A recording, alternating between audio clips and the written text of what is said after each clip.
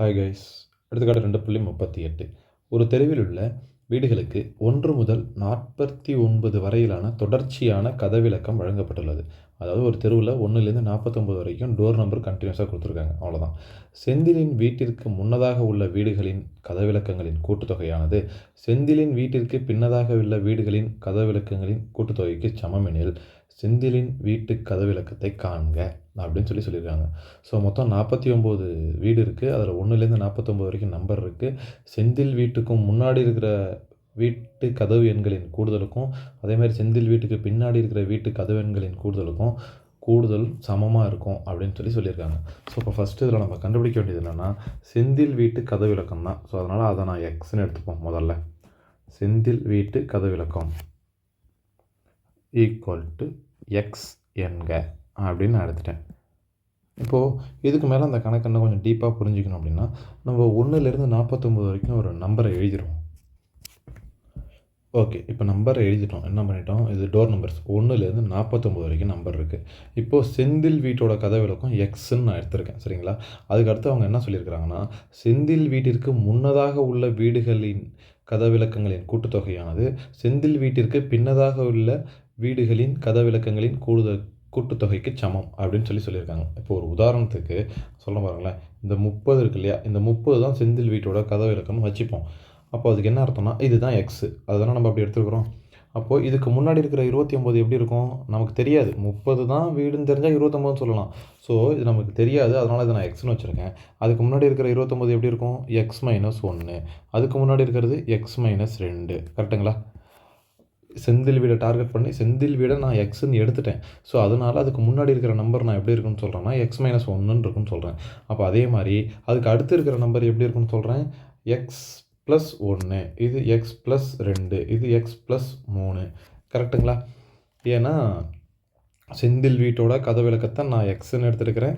அதனால் இது 30 தான். ஒரு உதாரணத்துக்கு 30 தான் செந்திலோட வீட்டு நம்பர் அப்படின்னா அதுக்கு முன்னாடி இருக்கிற நம்பர் எக்ஸ் மைனஸ் 1.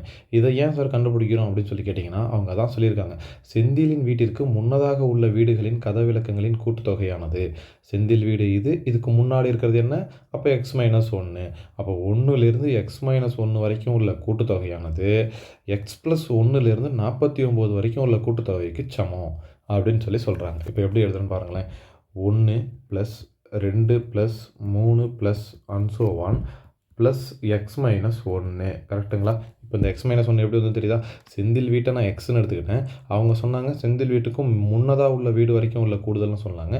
ஸோ அதனால் எக்ஸ் மைனஸ் 1. இங்கே 30னா எக்ஸ் மைனஸ் 1னா அங்கே 29. கரெக்டுங்களா? இப்போ ஈக்குவல் டு அடுத்து என்ன சொல்லியிருக்காங்கன்னா அதே மாதிரி செந்தில் வீட்டுக்கும் அடுத்து இருக்கிற இலக்கங்களின் கூடுதலானது ரெண்டும் சமமாக இருக்குன்னு சொல்லியிருக்காங்க. ஸோ அப்போ நான் என்ன பண்ணுறேன்னா எக்ஸ் ப்ளஸ் 1 அடுத்தது plus X plus 2 plus அன்சோ 1 plus கடைசி உறுப்பு எனக்கு தெரியும் 49. ஸோ அதனால் அதை 49ன்னு எழுதிடலாம். புரியுதுங்களா? இதுதான் அவங்க சொன்ன ஸ்டேட்மெண்ட்டு. அதை எப்படி எடுத்து எழுதியிருக்கோம், ஈக்குவல் பண்ணி எழுதியிருக்கோம் தெரியுதுங்களா? 1 plus 2 plus 3 அன்சோ 1 plus X minus 1 equal to X plus 1 plus X plus 2 plus அன்சோ 1 plus 49 வரைக்கும். இந்த 31லேருந்து 49 வரைக்கும் கூடுதல் இந்த பக்கம் போட்டேன். 1லேருந்து 29 வரைக்கும் கூடுதலை இந்த பக்கம் போட்டேன். செந்தில் வீட்டு நம்பரை நான் எடுத்துக்கவே இல்லை. இதில் நல்லா கவனித்து பார்த்தீங்களா, எக்ஸை நான் எடுத்துக்கவே இல்லை. ஓகே, இப்போது இந்த பக்கம் இருக்கிறத கூட ஏதோ ஒரு பக்கம் பாதி நம்பராக இருக்குது, நம்ம ப்ரொசீட் பண்ணிடலாம். ஒரே ஒரு எக்ஸ் மைனஸ் 1 தான் இருக்குது. ஆனால் இந்த பக்கம் இருக்கிறது பார்த்திங்கன்னா எக்ஸ் மைனஸ் 1 எக்ஸ் ப்ளஸ் 2 இப்படி தான் ஆரம்பிக்குது. ஏடி எல்லாமே சிக்கலாக இருக்கும். ஸோ அதனால் இதுக்கு நான் என்ன பண்ணிக்கிறேன்னா மொத்தமாக இந்த வேல்யூவை நானாக அஜூம் பண்ணி பிரித்து எழுதுறேன். எப்படி பிரித்து எழுதுறேன்னா இந்த மொத்தமாக இந்த 1லேருந்து 49 வரைக்கும் இந்த 1லேருந்து 49 வரைக்கும் மொத்த கூடுதலை கண்டுபிடிச்சி அதில் செந்தில் வீட்டோடு சேர்த்து கழிச்சு விட்டுறேன். கரெக்டுங்களா? இப்போ இங்கே இருக்கிறதும் அதான். இந்த எக்ஸ் ப்ளஸ் 1ங்கிறது 31லேருந்து 49 வரைக்கும் உள்ள கூடுதல் தான் இங்கே இருக்குது. ஆனால் இங்கே நமக்கு ஏடிலாம் கொஞ்சம் டிஃபிகல்ட்டாக வரதுனால நானாக கணக்கை சேஞ்ச் பண்ணுறேன். எப்படி சேஞ்ச் பண்ணுறேன்னா இந்த 1லேருந்து 49 வரைக்கும் மொத்தமாக கூட்டி அதிலேருந்து இந்த 30 வரைக்கும் உள்ள உறுப்பை கழிக்கிறேன். இப்போ எப்படி எழுதுறேன்னு பாருங்களேன். ஸோ 1 ப்ளஸ் இந்த பக்கம் எந்த சேஞ்சும் இல்லை, இது அப்படியே இருக்கட்டும். 1 plus 2 plus 3 அன்சோ 1 plus X minus 1 equal to இப்போ என்ன பண்ணுறேன் 1 ப்ளஸ் 2 ப்ளஸ் 3 ப்ளஸ் அன்சோ 1 ப்ளஸ் 49. கரெக்டுங்களா? மொத்த உறுப்பையும் கூட்டிட்டேன். இந்த 1ல் ஆரம்பித்து இந்த 3 வரைக்கும் மொத்தத்தையும் கூட்டிட்டேன். அப்புறம் என்ன பண்ணுறேன்னா மைனஸ் பண்ணுறேன். இது வரைக்கும் 1ல் ஆரம்பித்து செந்தில் வீட்டு டோர் நம்பர் வரைக்கும் மைனஸ் பண்ணுறேன். அதாவது எக்ஸ் வரைக்கும் மைனஸ் பண்ணுறேன். ஏன்னா நமக்கு இங்கே மேலே இருக்கிறது என்ன, இந்த எக்ஸ் ப்ளஸ் 1 இந்த 31லேருந்து இருக்கிற கூடுதல் தான் இருக்குது. அப்போ செந்தில் வீட்டோட கதவு நம்பர் நமக்கு தேவையில்லை. ஸோ அப்போ எக்ஸ் வரைக்கும் சப்ராக்ட் பண்ணுறேன். எப்படி பண்ணுறேன்னு பாருங்கள். 1 + 2 + அண்ட் ஸோ ஆன் + எக்ஸு.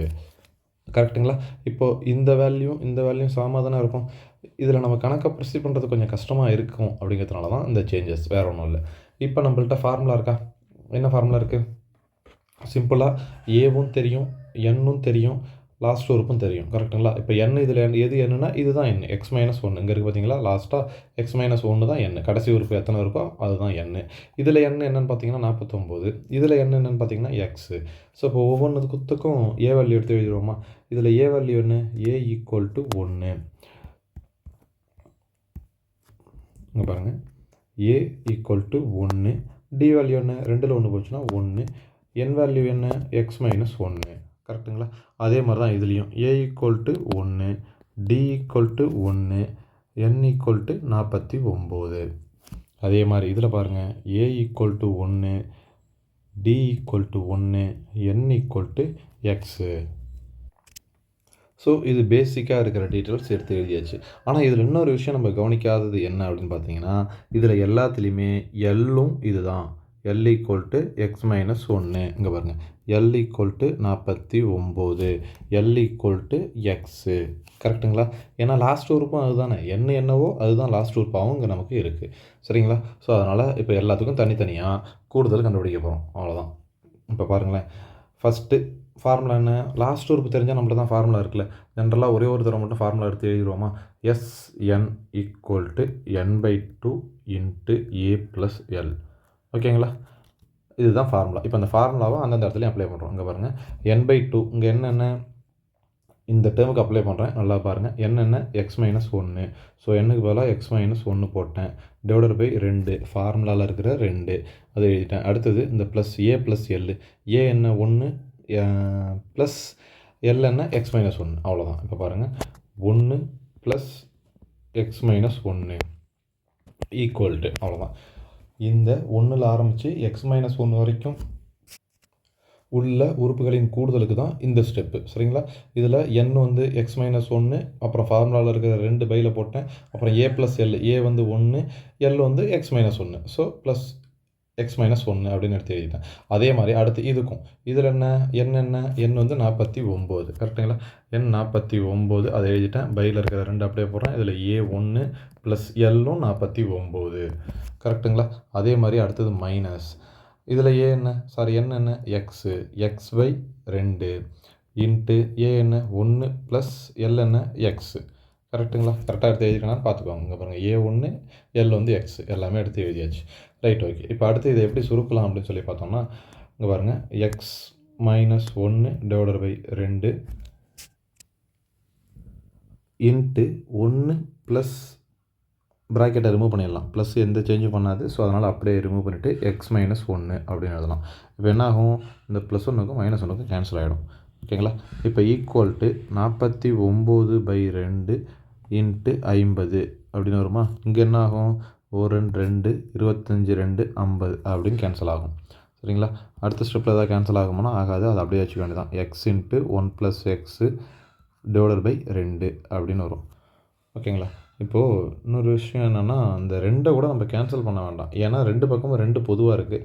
பொதுவாக ஒரே வழியாக 2 கேன்சல் பண்ணிடலாம். இப்போ பாருங்களேன், அதாவது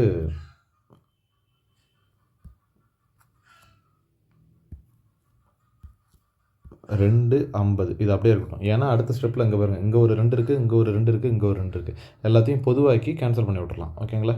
இப்போ பாருங்கள், இப்போது எக்ஸ் மைனஸ் 1 இன்ட்டு எக்ஸு. கரெக்டுங்களா?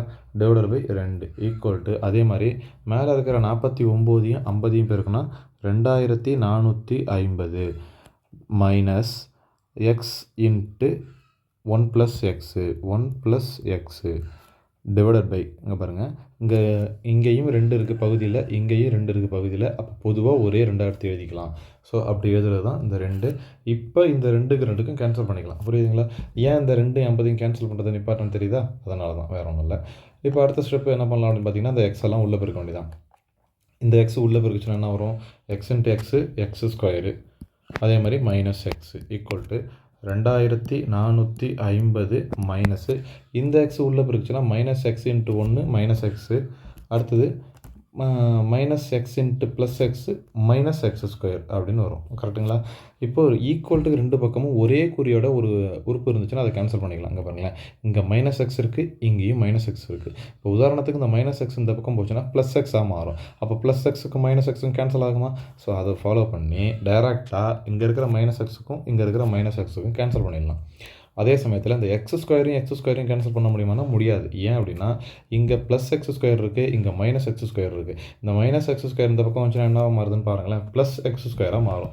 X square plus X square equal to 2450 அப்படின்னு வரும். ஸோ இப்போ ரெண்டு எக்ஸ் ஸ்கொயரையும் கூட்டினா 2x ஸ்கொயர் ஈக்குவல் டு 2450ன்னு வரும். சரிங்களா? இப்போ அந்த பெருக்கிட்டு இருக்க ரெண்டு அந்த பக்கம் போச்சுன்னா என்ன வரும்? வகுத்தலாம் மாறும். X square equal to 2450 divided by 2 அப்படின்னு வரும். இப்போ இதை கேன்சல் பண்ணால் 1 2 ஃபஸ்ட்டு 1 இருக்குது, 1 2 அடுத்து 2 4 அடுத்து 2 4 அடுத்து மீதி இதில் 1 10 5 1225 அப்படின்னு வருது. ஓகேங்களா? So X square equal to 1225. இப்போ இந்த ஸ்கொயர் அந்த பக்கம் போச்சுன்னா என்ன மாறும்? ரூட்டாக மாறும். இப்போ பாருங்கள், x equal to root of 1225 மாறுது. இப்போ ரூட் அவுட்டு வெளில வந்தால் என்ன வரும்? 1225 வெளில வந்துச்சுன்னா எக்ஸ் ஈக்குவல் டு 35 கிடைக்கும். 1225 root value 35. So x equal to 35, x equal to 35 வந்துருக்குது. ஸோ எக்ஸை நம்ம என்னென்னு வச்சுக்கிட்டோம்? இங்கே இருக்குது பாருங்கள், செந்தில் வீட்டு கதை விளக்கம் ஈக்குவல் டு எக்ஸ் என்க அப்படின்னு வச்சோம். கரெக்டுங்களா? இப்போ செந்தில் வீட்டோட கதை விளக்கம் தானே 35 எழுதிடலாமா?